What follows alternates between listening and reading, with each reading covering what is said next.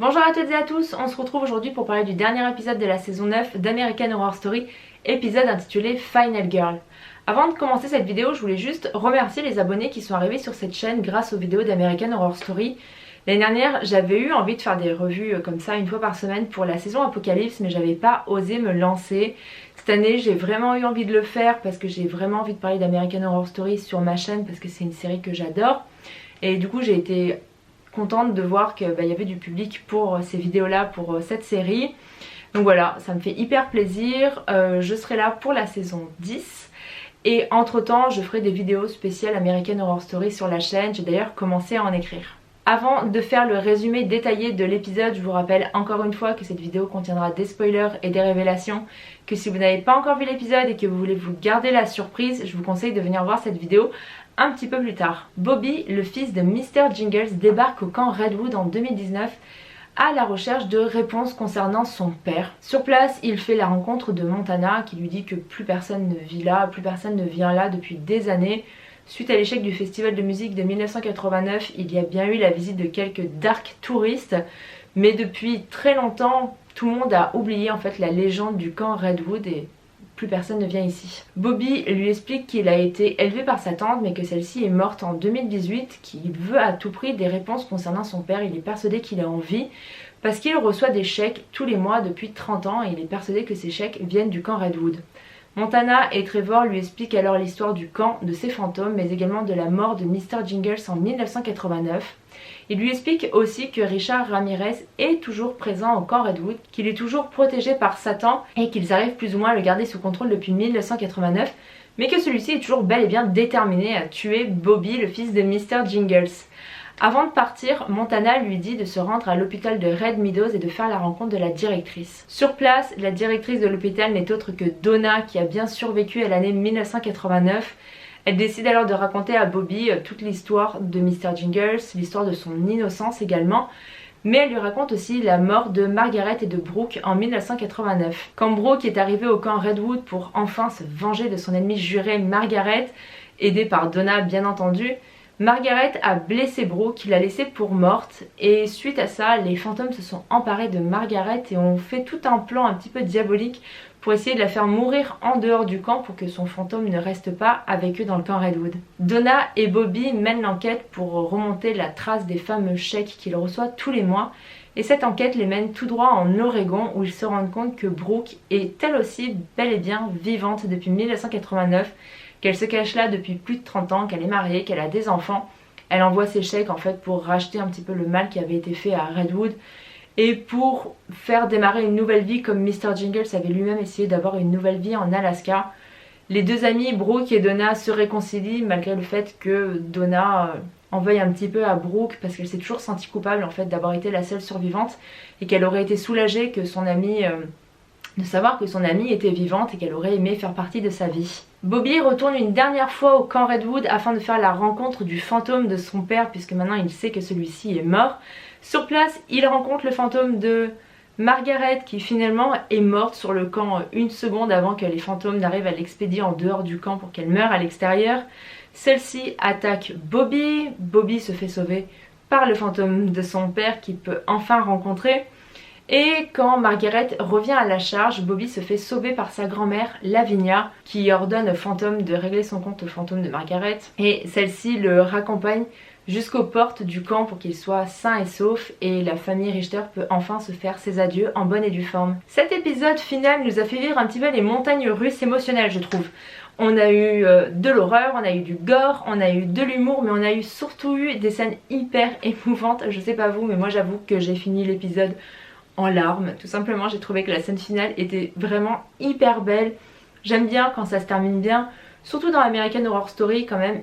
Ils font souvent des fins plutôt joyeuses pour certains personnages et j'ai trouvé que voilà la fin de Bobby qui retrouve enfin son père, Mr. Jingles qui peut enfin voir que son fils est devenu adulte et qu'il est sain et sauf et que voilà il pourra plus revenir au camp de Redwood le voir ou peut-être qu'il pourra revenir à la porte. Mais en tout cas j'ai trouvé ça hyper beau, pareil pour le personnage de Lavinia, donc la fameuse Lady in White.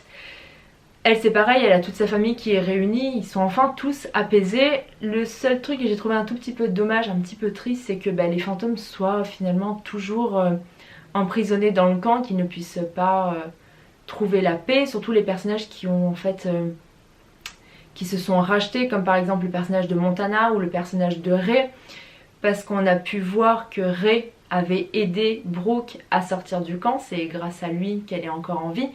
Donc voilà, il y a des petits personnages comme ça qui se sont rachetés et j'ai trouvé ça dommage que finalement ils soient condamnés à vivre là, même si voilà, dans American Horror Story, tout le monde ne peut pas avoir une fin joyeuse. En tout cas, j'ai trouvé que c'était vraiment un super bel épisode. Il y a eu des belles scènes, même la scène où Brooke fait revenir Trevor dans le camp pour qu'il puisse mourir avec Montana et pour qu'ils puissent être ensemble pour toujours. J'ai trouvé ça hyper mignon. Il y a eu des scènes drôles, voilà, la scène où Montana découvre l'iPhone de Bobby qui lui dit qu'on est en 2019. Voilà, c'est toujours le bon mélange que j'aime bien dans les épisodes d'American Horror Story, le gore, l'humour et l'émotion. Ici c'était hyper bien géré. On a enfin découvert qui était la Final Girl, il n'y en a pas une mais il y en a bien deux, donc Brooke et Donna, voilà, qui se partagent le rôle de dernière survivante. C'était bien mené, surtout qu'il me semble que c'est une des rares saisons où un personnage d'Emma Roberts reste en vie. Il me semble que dans toutes les saisons elle meurt, mais bon c'était bien mérité parce qu'avec tout ce que le personnage de Brooke a subi, voilà, elle méritait bien une fin quand même assez joyeuse. Quant au personnage de Margaret, je crois qu'elle elle arrive dans le classement des personnages les plus détestables de toute la série. Franchement, je dis félicitations à l'actrice Leslie Grossman d'avoir incarné un personnage aussi horrible, aussi détestable, à qui on souhaitait la mort à chaque épisode. Elle était épouvantable, Margaret. Franchement, pour moi, c'était une très bonne saison. Je suis très satisfaite, voilà, de l'ensemble de la saison. Je pense que c'est une série qui pourrait... Vraiment, les épisodes se regardaient tous les uns après les autres comme un bon gros film en fait. Parce que les épisodes sont courts et puis voilà, c'est quand même assez rythmé et tout. Donc je pense que personnellement, je les remettrai tous à la suite d'ici quelques temps. Voilà, que des bonnes choses pour cette saison finalement. Je voulais juste rebondir sur quelque chose que j'ai lu sur internet un petit peu partout. Il y a des gens qui se plaignent de l'incohérence entre les saisons 5 et 9 concernant le personnage de Richard Ramirez. Je vous rappelle que dans la saison 5, Hôtel, on voyait dans un épisode qui s'appelait Devil's Night, on voyait un repas qui était organisé avec plusieurs tueurs en série morts. C'était un dîner qui était organisé par le personnage d'Evan Peters, Mr. Marsh. Et en fait, donc Richard Ramirez était invité à ce repas-là parce qu'on disait bien qu'il était mort en 2013. Et ici on nous dit bah du coup il peut pas être dans la saison 5 parce qu'il était mort en 2013, sachant que dans la saison 9, et ben en 1989 il est mort, il a ressuscité, mais en fait il est toujours vivant en 2019. Ok. Sauf que on n'a jamais dit que toutes les saisons d'American Horror Story étaient connectées les unes avec les autres. On a des saisons qui sont connectées entre elles, comme par exemple la 1, la 3, la 8, elles sont dans le même univers, j'ai envie de dire. On a la saison 2 et la saison 4 qui pareil sont connectés avec le personnage de Pepper notamment. Mais faut juste se dire en fait que la saison 5 et la saison 9 ne sont pas connectées, qu'elles sont pas dans la même réalité tout simplement, qu'elles sont pas sur, je sais pas, la même ligne temporelle. Parce que de toute façon, regardez, dans la saison 5, Richard Ramirez est mort en 2013 comme en vrai. Mais la saison 9 n'est pas dans notre réalité. De vrais événements ont été modifiés. Comme par exemple la mort du groupe Kajagoogoo dans la saison 9, en vrai ils sont toujours vivants. Donc c'est que la saison 9 ne se passe pas dans notre réalité. Donc voilà, ça c'était la petite parenthèse parce que quand j'ai lu ça sur internet je me disais mais c'est juste que c'est pas notre réalité, c'est comme si c'était dans un univers parallèle en quelque sorte. Bref, c'est tout ce que j'avais à dire pour cette petite parenthèse là en tout cas. Voilà, le bilan de la saison, franchement j'ai été très contente. C'était une saison sur le slasher, sur les années 80. Pour moi le pari il est réussi parce que tous les épisodes étaient cohérents entre eux. On avait vraiment cet esprit slasher avec des meurtres hyper sanguinolents à chaque épisode. On avait des éléments voilà, qui sont propres au slasher des années 80. Déjà que ce soit les personnages clichés, que ce soit le lieu, que ce soit les espèces de légendes qui sont rattachées à ce lieu-là et tout. Pour moi, le pari de la saison 9, il est réussi. On a des personnages qui sont franchement très très cool. Le casting qui faisait peur à énormément de monde parce que c'était essentiellement un casting de jeunes acteurs et d'acteurs récents dans American Horror Story. Pour moi ils étaient tous très justes dans leur rôle. J'ai aimé tous les personnages, j'ai aimé tous les acteurs qui incarnaient ces personnages là.